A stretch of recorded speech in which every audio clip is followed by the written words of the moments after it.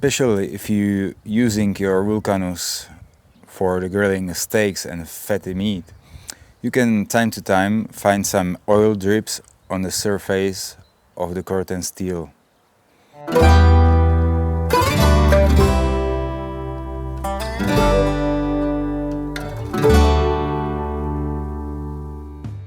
It's very easy to fix.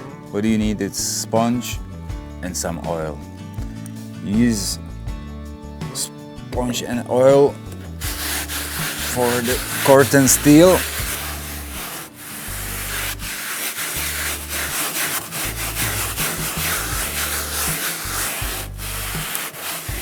You just make the surface even.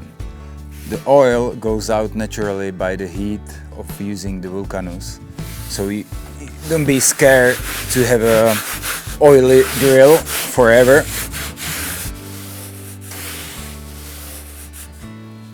And you can see it's easy. So if you want, you can use the same for all your COR-TEN's body of the vulcanus.